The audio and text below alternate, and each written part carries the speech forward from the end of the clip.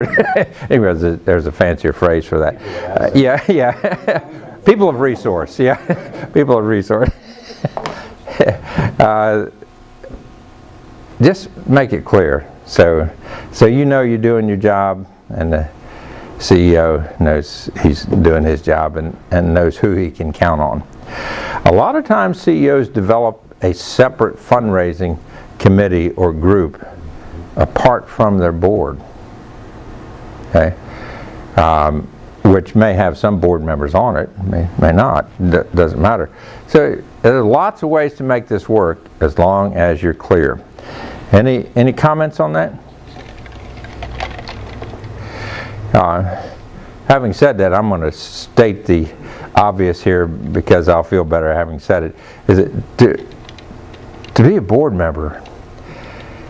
It'd be really sad if every board member didn't contribute to the organization that they're a board member of. Sacrificially commit. We had this come to Jesus time at our church recently, and we had the finance director do an analysis. He's the only one that knows. He did an analysis and found that there were some elders and some deacons that hadn't given a cent to the church in the last year. And believe me, it came up in the meeting. I said, this ought not to be. This is not. Now, we couldn't joke anybody because we didn't know the names, but we made that clear. That ought to be an understood thing, that being a board member means a financial commitment of sacrificial commitment to help in that capacity as well. If it's me, I can give more time than I can give money, because I have more of that than I have money. So either way, volunteering or giving or whatever your resources, there. So it's just a privilege to be involved. All right, so board should define and delegate, not react and ratify. The highest calling of the board using policy governance is to determine the organization's ends. I'm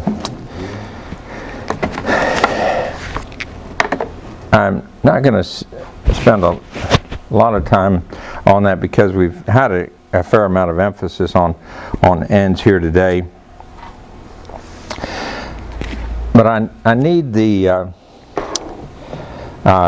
ones who have been through the training before to explain to the group why it's important to understand the difference between ends and means.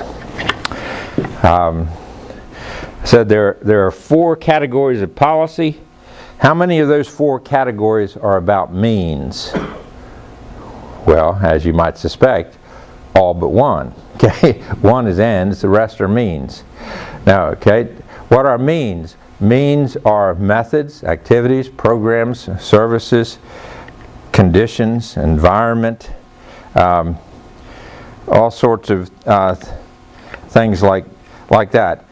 The ends, however, are what good are we here to do for whom at what cost. The ends are the ends are the still picture of the preferred future. The means are the video clip on how you get there. Okay. So, why is that important that you understand the difference between ends and means? Oh, wise ones who have already had the answer provided to you in previous times. Well, it's so important to getting the understanding of policy governance right. Yeah, and the ends are down there and the means are within the boundaries. Yeah, the whole thing is flowing down toward the accomplishment of the ends. But if you're not clear what the ends are and how they're different from the means, what will you tend to focus on? The means. Every time. Because the eye is just automatically, the eye and the mind is automatically attracted to movement, to action. Okay, whereas the ends are the still picture of the preferred future. So we automatically, there's this magnet in there that draws us to the action, or the means in it, and we could spend our whole life being busy, attracted to and measuring the means, and never really know whether the ends were accomplished. In fact, a lot of organizations will end up, how did that activity go? Well, we had X number of people, it was a good time, good times had by all, but they have no idea whether they reached an end in that process. So what you measure, you'll get more of. So this system suggests that you put an emphasis on measuring the ends as well as the means. There's nothing wrong with measuring the means. The means are very important. Don't get the impression that means have no significance in this model. They're very significant. The boundaries are very important. But they're there for a purpose, to point you toward the accomplishment of the ends. Okay? So policy governance is a results-oriented thing. Ron, can you help me here, please? Be the guinea pig. Let's stand out here. Are you right-handed? I am. Okay, put your right hand out like, or I can't do that one? That way. Okay, all right, let's try this one. Okay, that's fine. Okay, and can you put it flat? Yeah. Okay, I want you to balance this stick, but the only thing I want to control is where you look. Okay, this time look at that end. You can move around, you can dance, you can do whatever you want, but just look at that end of the stick and balance this. Ready? 1, 2, 3. Okay, well, you can't do it either. Didn't last long. You can't do it. It was actually longer than a lot of people, but let's try it again. Same hand, same stick, same person, put it in the same place on his hand. This time, look at that end of the stick. Don't let the lights distract you. Just look at that end of the stick and balance it. 1, 2, 3. Yep. Look at that man. Give that man a hand. All right. All right. He's really on the stick today. We're here all weekend. Thanks, Ron, for helping me with that. Ignoring that last comment, let's. Why is that important? You as That is eye on the ends. you as a board must be focused on those ends. In fact, be so focused on the accomplishment of those ends that people say, "What are they looking at?" You know, because when they notice that your focus is there, they'll start looking there too, and then you'll have more and more people, spending time thinking about, praying about, involved in measuring the accomplishment of those ends. That's why it's important to know the difference between ends and means, because otherwise just naturally you'll be captivated by the means. And as some of you have heard me say before, that's why Jesus reserved his greatest criticism for the people that did just that emphasized the means. He said, "Except your righteousness exceeds that of the Pharisees, you'll not see the kingdom of heaven." And what had they done? He said they took the righteousness of the heart and they made it into a set of rules. And the means and process of what they did instead of the transformation of heart. So that can, and these weren't wicked, this was the spiritual elite of the day. A lot of these Pharisees, they knew more scripture than I'll ever know in my life. But they just had it wrong. And Jesus called their hand on it. Okay, Dale? One of the great things about our end statement here, 1.0, is that it doesn't say anything about whether or not we meet our fundraising budget or not. It doesn't say whether or not our operating budget is $2 million or $5 million. It says that people are going to hear about Jesus and that they're going to get good health care. And that's what's so critical in my estimation about remaining focused on what's really important. Okay. Yeah. And those other things are important, but they're means to an end. Okay. All right. Is it getting a little too? Are you everybody comfortable? You all right with it? Okay. I'm up here with all the hot air, I guess. So. All right. So the next thing, the board should control how the staff operates. Staff means only through predefined limits. Okay. So you tell the staff in advance what are the limits for operation, whether it be a rope in the pool or banks of the river. Okay. There's another little diagram that I like to use. That a typical board will say, a non-policy governance board will say, well, if you have an idea, bring it to us and we'll talk about it and we'll let you know whether you can do it or not. In other words, the mother may I approach to governance. And so they tell the CEO what he can do. So all the yeses are right there. Whereas and then if the situation changes, then he's either got to bring it back to the board or he finds himself in this reach and slap zone here where he takes initiative and then the board says, we didn't approve that, what are you doing that for? So there's yes with a lot of maybe or no around that.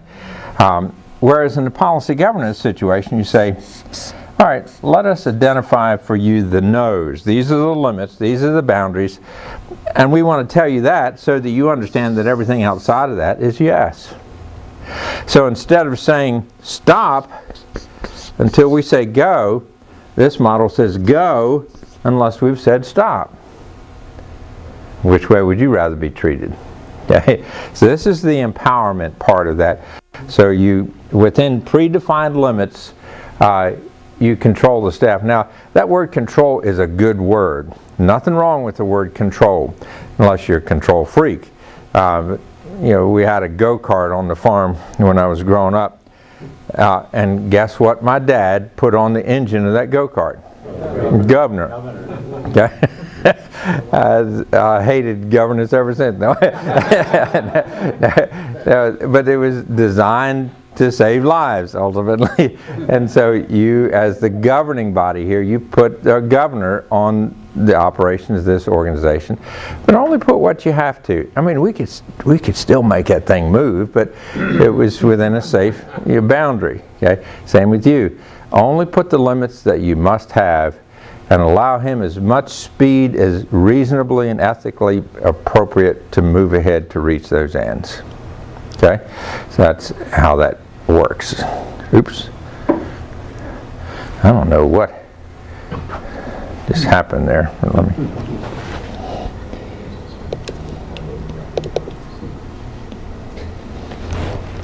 Okay. All right. So the board must be responsible for designing its own products and processes.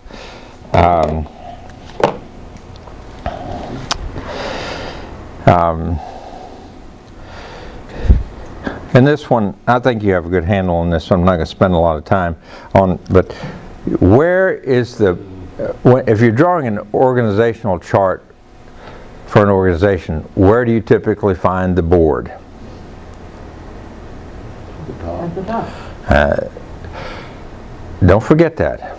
That is not a position of privilege, but rather a position of responsibility. Therefore, the board has to take responsibility for good governance with the understanding that if you flub up your job, that's going to influence the rest of the organization. If you do your job well, that will influence the rest of the organization. Okay? So being a board of excellence is not a game. It has profound impact. If you think that what the board does and how it does it doesn't make any difference, then you are seriously delusional. Because boards matter immensely in an organization.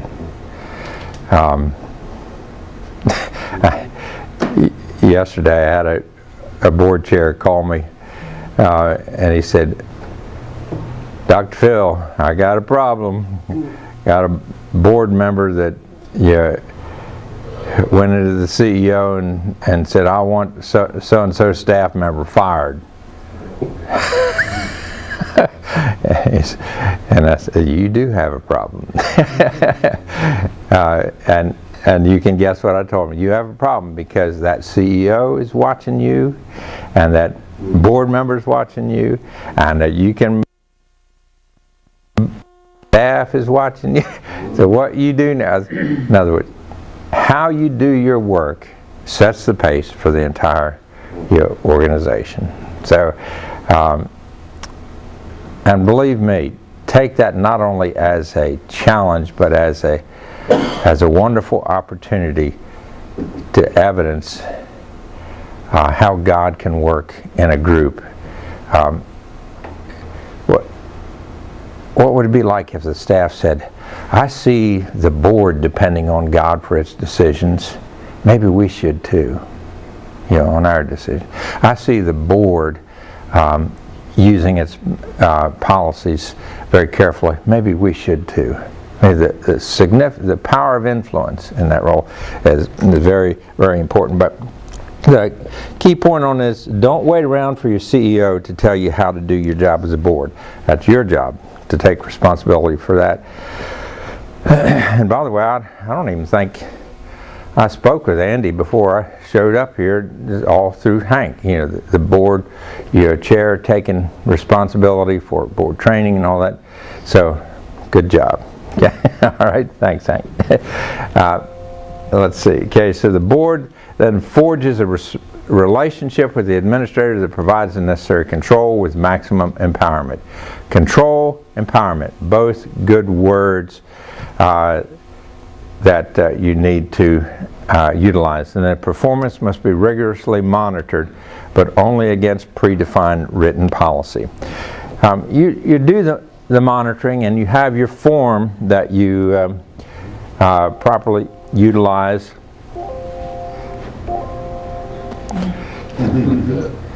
Did it get out of presentation? Yeah. I think you're not. Yeah, you're on presentation. Okay. Well, let me get totally out of it here.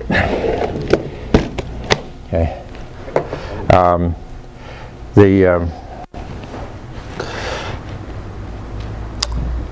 This monitoring is really important stuff.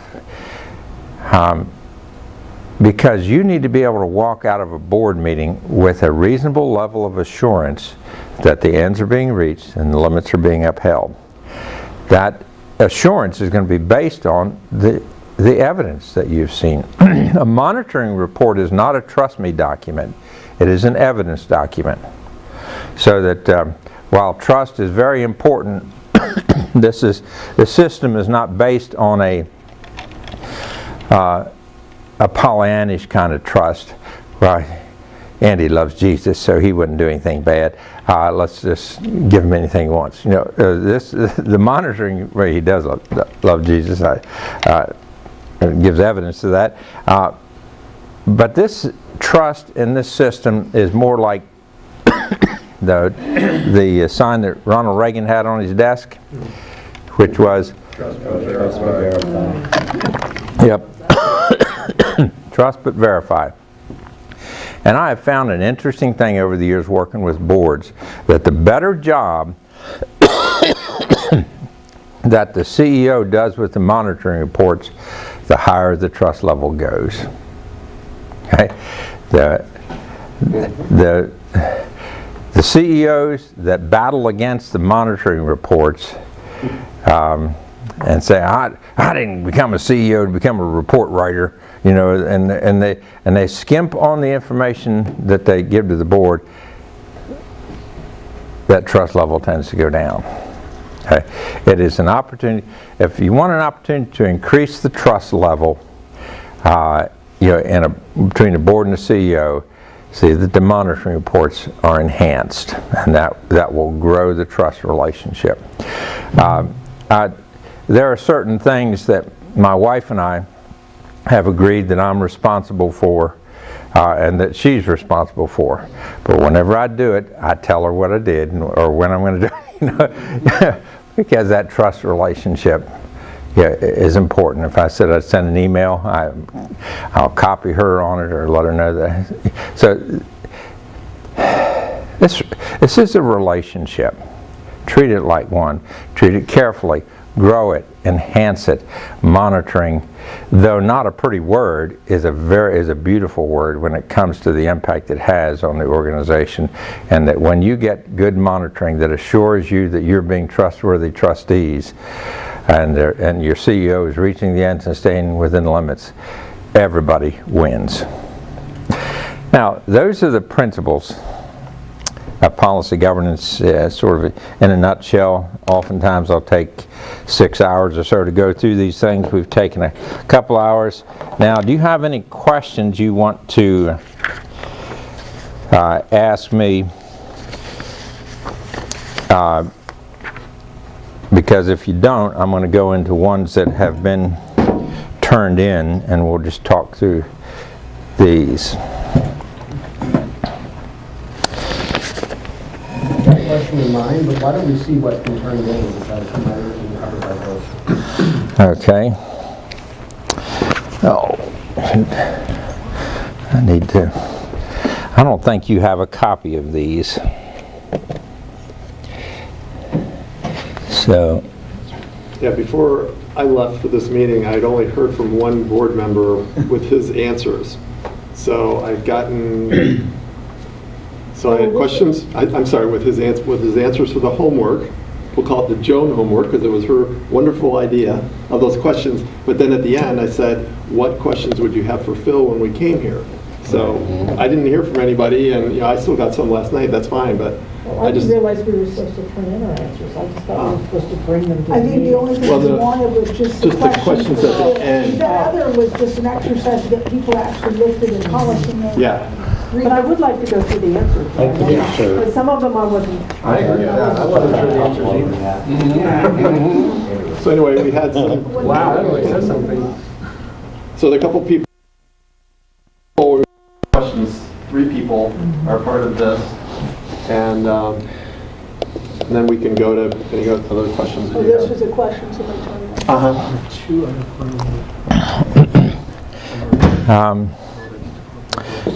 So we have am I remembering this correctly? We have about an hour. Yeah. Is that it? Okay. All right. So these were some questions turned in. If you can't read that, I'll read it out loud. It says we have a significant amount of time between in-person board meetings held in April and October. Our other 2 quarterly meetings are via conference call with limited time for dialogue and lengthy updates. MBF has a growing number of international and domestic partners as a result. It's difficult for the board to stay up to date on every partner and all the relevant details, which we anticipate will continue to increase. Some board members are too busy to read information prior to or in between meetings, but trying to cover details of every partner at a single meeting is too much information for the board members to process. However, a few board members have personal interests in 1 or 2 partners and want to be kept up to date on those specific partners. Some communication strategies that we can consider to address this issue that we may not be doing now.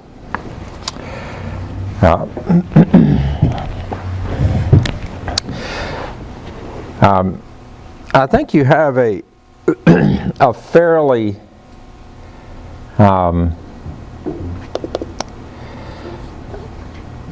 a fairly detailed system of when the monitoring reports go out,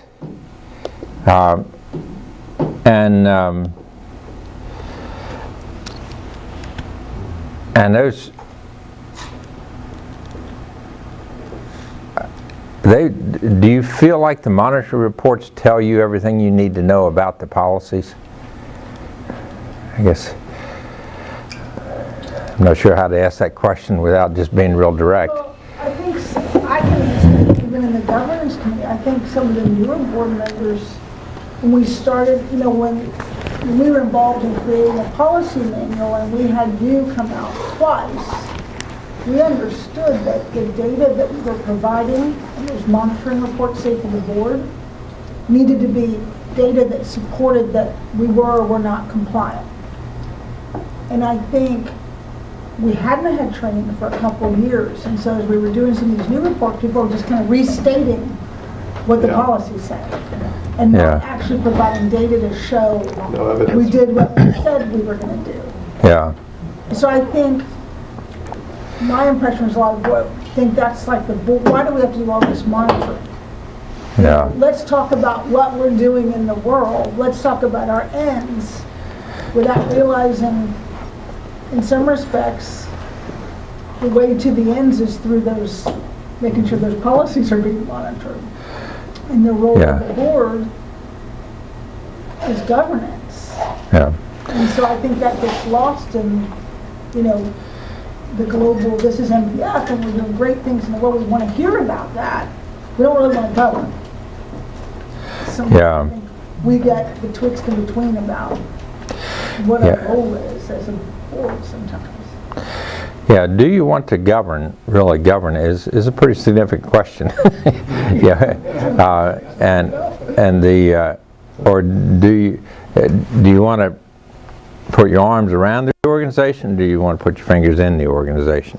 Just a fairly significant differentiation there.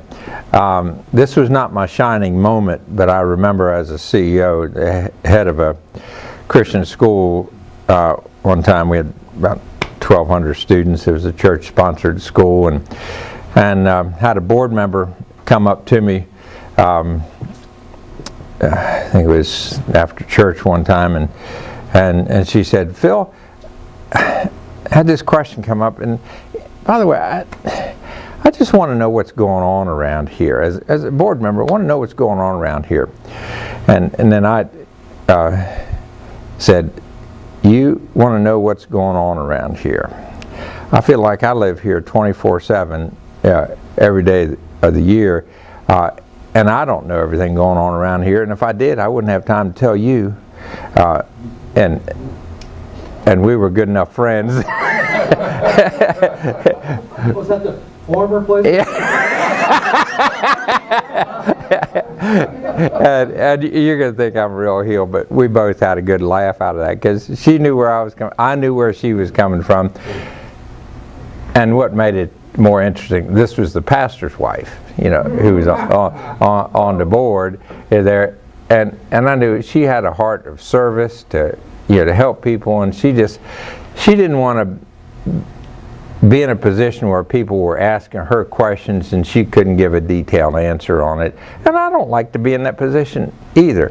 But there is an element of reality that you have to face here, that the staff can't tell you everything of what's going on around here. They just absolutely don't have time to do that. What they do need to tell you... It's going to get harder and harder. Yeah, and I thought that was a good point there. Somebody made it. That will only increase. So you have to get in your mind, what do I really need to know as a board member? As opposed to, what am I really curious about? And I'm not against curiosity and all that, but they're, as a board member, is defined by your policies. Okay? And does he need to tell you what's happening with those? Absolutely. But there's not a way in the world he can keep you updated so that you're going to know everything going on around here. It just can't. There's not enough hours in the day to do that kind of thing. So the note that I just jotted down here is be careful of expectations on that, and be realistic. Because if they spend all their time giving you updates on everything going around there, then then before long there's not going to be anything going on around here, because they don't have time the to. whole meeting talking about everything. That's the other side. So I would Yeah. the CEO then is going to prioritize what he's going to tell us about, and other stuff's going to be out there, and we're just not going to know about it unless it potentially impacted an end, right? Yeah. I mean, then we need to know about it. But. And I think as a board member, we wear two roles, really, because we are governing, so we have the policies we're reviewing, which are important, but we're also ambassadors. If we're asked to give talks at churches, for me, the information I want to know Yeah. is just bullet points on our partners that relate to those ends. So if somebody says, what is that board you're on? I can pop up with 5 examples. Here's our ends, this is what we do, and these are examples of how we've helped people, and if you would like to participate, these are the areas we have available for you to participate in. Yeah, So it's, Yeah. to me, Yeah. those are very different roles. right. But the one I get foggy on is the ambassador part of, I need like the elevator speech Lynn used to talk about. I need like 5 talking points and that to me Yeah. is important for that, what's going on. Yeah, absolutely. I was Yeah. thinking, in that volunteer role where you're speaking, then maybe you need to know something about one of the partners that hasn't been addressed. So you can do that as a volunteer and just, Right. or whatever, that inquiry, but it's Just get- okay, it's just fine. Yeah. We haven't talked about it. Yeah, and that's, again, a volunteer has a question, what can I do to serve? A board member, by nature of governance, what do I need to control or oversee? And those are 2 different questions, so which hat you're wearing determines the context of your question. And so the CEOs tend not to be too receptive to questions about if they don't know whether you have your governance hat on or your volunteer hat on, it's hard for them to know how to respond to your questions sometimes. So you may have it may be totally clear in your mind, but it's best sometimes to state which hat you're wearing at that point. The other thing that, as you mature as a board, forgive me for those that don't like this answer, but you're going to need to do more and more reading outside of the board meeting. Okay, the monitoring reports really should not take much board time at all because, I chair our church board, and it's. And I told him when I took over his chair, I said, when we send something out to you in advance, that means we're not going to read it during the board meeting. You have read it before you come, and you'll be asked to weigh in based on your reading. If you haven't read it, don't talk. Okay, so your privilege to speak is that you've done your work and you're ready to participate in this meeting. But we're not going to go through every word. So presentations at the board meeting, if they've been given in writing in advance, which most are, or a lot are, then at most you would just hit highlights. Yeah. Be careful how much time you spend in reporting, because that's going to cheat you from discussion time that you need to discuss bigger issues. Is that making sense? Okay. So I remember as a CEO one time the board chair said, Phil, for your report next month, can you hold that to 10 minutes? And I was offended at first. Well, that's using the word loosely, but I thought, 10 minutes? How do I summarize everything I do in 10 minutes to this board? Do they not think it's important? And he went on to explain, because the board really has some stuff that they need to be talking about. And so it was a good discipline for me to fine-tune my presentation, so I told them what they really needed to know about operations in 10 minutes so they could get on with their job. After all, it was a board meeting, not an extension of a staff meeting. Okay, so just be careful about that. Now, I guess one of the key things you said, though, is so we're expected to do more and more reading before we get to the board meeting. So there's got to be a regular conduit. So is that like an Andy blog? Is it, we're getting all of these as a file before the meeting? You can't make the CEO into a constant typer for the board, but there's got to be a practical conduit that he can share things that are relevant to us for our. Yeah. Well, I got a copy of this packet several days ago. Did you all? Yeah, the packets went out 2 weeks But ago. like this could have come out in advance, and then we could have Oh, read through all that and that's just had true. pertinent questions. We get a lot of stuff at the meeting that is, thick. Yeah, We got it in advance, we could all read through it and ask questions about it, or not read through it. Yeah, Unless in it's- this particular instance, the requirement is that the board packet has to be all together 3 weeks in advance, and I was still working on it. So then the requirement is, don't send out anything other than the board packet. So I said, okay, and my only choice is to hand it out. Okay. Okay, so talk about that, how you want to be communicated with the board, but whatever you send out, make sure it's identified. Is this FYI information? By the way, if it's for your information only, means you don't bring it up at a board meeting to discuss a bunch of details about it. It's just for your awareness, okay?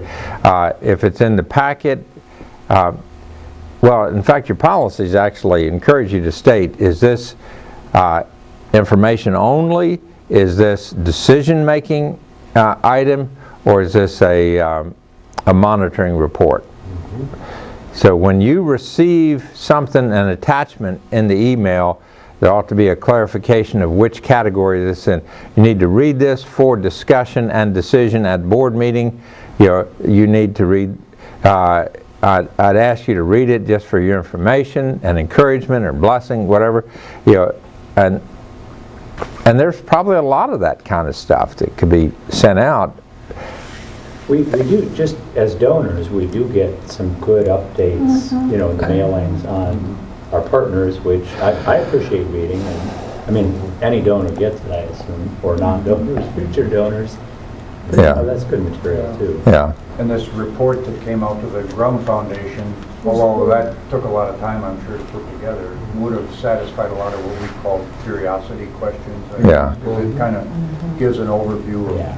of almost every program we're involved in. Yeah, that was Yeah. what did you say again, decision, it's for information? It's FYI, decision-making or monitoring report.